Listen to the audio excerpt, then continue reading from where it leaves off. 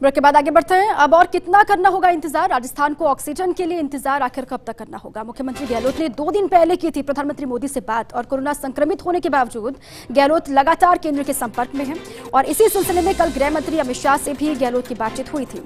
राजीव गाबा, पीके मिश्रा और अजय डोभाल से भी संपर्क किया था सीएम ने और सभी से प्रदेश में ऑक्सीजन और दवा आपूर्ति को लेकर बात हुई थी। और साथ ही खबर ये कि गृह मंत्री ने आश्वस्त भी किया था कि 24 घंटे के भीतर ऑक्सीजन आपूर्ति की जाएगी। इसको लेकर लगातार कवायद भी की जा रही है। इसी पर दिल्ली न्यूज एडिटर अदिति नागर हमारे साथ जुड़ चुके हैं। अदिति, कोई सकारात्मक खबर आज मिलती हुई दिखाई देगी क्या? क्योंकि मंत्रिपरिषद की बैठक हो रही है, उम्मीद ये है कि वहां से कुछ अच्छी खबर निकलकर सामने आए, क्योंकि एक दिन की देरी भी खतरनाक साबित हो सकती है।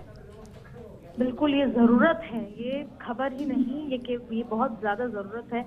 जिस तरह से और लगातार मुख्यमंत्री संपर्क में केंद्र सरकार से तो है ही, लेकिन हर मिनट टू मिनट अपडेट उस चिकित्सा मंत्री के साथ साथ जो सचिव हैं, हेल्थ सचिव, उनसे भी लगातार ले रहे हैं। अभय कुमार से लेकर तमाम उन लोगों से भी ये संपर्क से ले रहे हैं। देखिए, मुद्दा ये है कि मिनट पर मिनट हम खतरे की ओर बढ़ते जा रहे हैं। राजस्थान में मौत का आंकड़ा बढ़ता जा रहा है और आपको ये बता दें कि मुख्यमंत्री अशोक गहलोत ने पिछले 5 दिन में एड़ी चोटी का जोर लगा के केंद्र पर इस तरह का प्रेशर और इस तरह की डिमांड और इस तरह की रिक्वेस्ट की थी कि आप, और उनको एक प्रेजेंटेशन तक दिखाई थी, अपने मंत्री को दिल्ली तक रवाना किया था।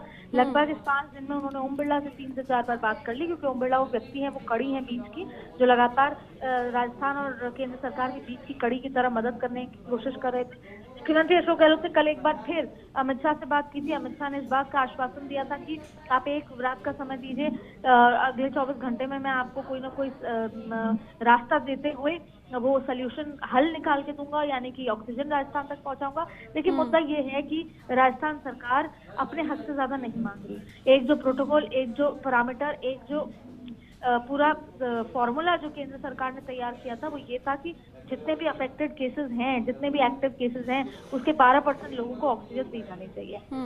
ऐसे में, और वो 12% जिनकी स्थिति ज्यादा नाजुक है, ऐसे में एक व्यक्ति को 2.5 जो है सिलेंडर ऑक्सीजन दिया जाता है, जो कि डी टाइप होता है। उसमें भी राजस्थान की आज की जरूरत है 466 जो मैट्रिक टन के ऑक्सीजन की, लेकिन मिल रहा है केवल 265 मैट्रिक टन। ऐसे में 201 मैट्रिक टन का ऑक्सीजन की कमी अभी भी शॉर्टफॉल हमारे पास है। और जिस तरह से अगर यही हालात रहे, ऑक्सीजन नहीं मिली, तो अगले हफ्ते तक 500 मैट्रिक टन ऑक्सीजन की जरूरत होगी। तो राजस्थान सरकार की केवल ये डिमांड है कि जो आपने, यानी कि केंद्र सरकार ने जो गाइडलाइन जारी की है, उसके मुताबिक तो दी जाए, क्योंकि राजस्थान अब 5%, देश में 5% जो एक्टिव केसेस हैं वो केवल राजस्थान में है। उसके हिसाब से जितनी ऑक्सीजन मिलनी चाहिए वो नहीं मिल रही है। बार बार ये गुहार राजस्थान सरकार लगा रही है, क्योंकि अब राजस्थान सरकार के पास ऑक्सीजन, जनता को ऑक्सीजन, जो बेड पर है, जो बीमार है, उनको ऑक्सीजन दिलाने के अलावा कोई और विकल्प नहीं बचा और ऑक्सीजन का डिस्ट्रीब्यूशन केंद्र सरकार के पास है। लगातार टैंकर ऑक्सीजन और दवाइयों की आपूर्ति के लिए केंद्र सरकार के सामने खड़ी है और केंद्र सरकार भी आश्वासन दे रही है। मैं मानती हूँ कि केंद्र सरकार को केवल राजस्थान नहीं, देश भर के बाकी 29 राज्यों को भी मदद करनी है।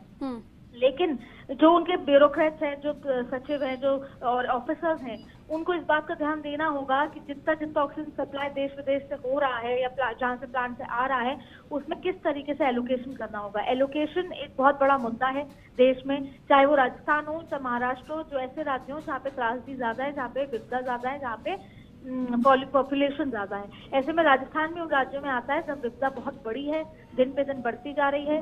5% केसेस पूरे भारत के राजस्थान में है और ऑक्सीजन उनको जितना मिलना चाहिए उसके आधे से भी कम मिल रहा है। ऐसे में जल्द से जल्द ऑक्सीजन कराने की डिमांड है, जो मुख्यमंत्री अशोक गहलोत खुद अफेक्टेड हैं, कोविड में हैं, लेकिन वो लगातार संपर्क में हैं और केंद्र से भी पॉजिटिव रिप्लाई आ रहा है। लेकिन अब केवल जवाब से, रिप्लाई से और सांत्वना से काम नहीं चलेगा अगर ऑक्सीजन नहीं आया। बिल्कुल आदित्य, क्योंकि अब जरूरत है, आपने सही कहा कि जरूरत है और ऐसे में लगातार निगाहें केंद्र पर ही हैं। जिस तरीके से बातचीत भी लगातार की जा रही है, पीएम हो, गृह मंत्री हो, लगातार ये कोशिश की बिल्कुल भी कमी ना हो, ऑक्सीजन की मरीजों को दिक्कत ना हो, ये कोशिश सरकार की तरफ से लगातार की भी जा रही है।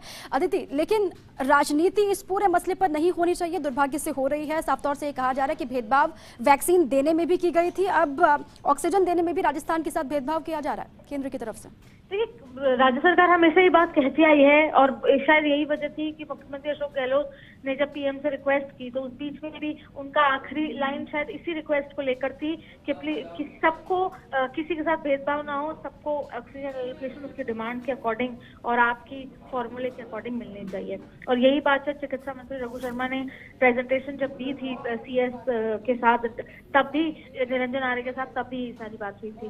तो जाहिर तौर पे यहाँ पे राजनीति नहीं होनी चाहिए और ना ही न्यूज चैनल्स भी यही चाहते हैं कि केवल जो उसके मतलब आज फर्स्ट इंडिया भी यही आग्रह करता है कि ज्यादा से ज्यादा ऑक्सीजन जो भी डिमांड है उतनी मिले। और देखिए राजनीति तो मुद्दा यह है कि इस देश में या किसी भी देश में किसी भी मुद्दे पर राजनीति हो सकती है। और अब ये तो देश की इतनी बड़ी महामारी है, आप अगर सोशल मीडिया पे जाएं तो कभी कोई मोदी को कोस रहा है तो कभी कोई बिल्कुल गहलोत को कोस इस रहा है। महामारी में जोर राजनीति पर ना होकर लोगों की जान बचाने पर जोर हो, ये कोशिश सरकारों की होनी चाहिए। वो राज्य की सरकार हो, जिम्मेदारी दोनों की है, राज्य की सरकार और केंद्र की सरकार। बहुत शुक्रिया अदिति आपका तमाम जानकारियों के लिए। एक छोटे से ब्रेक के लिए आप रुकते, फौरन लौटेंगे।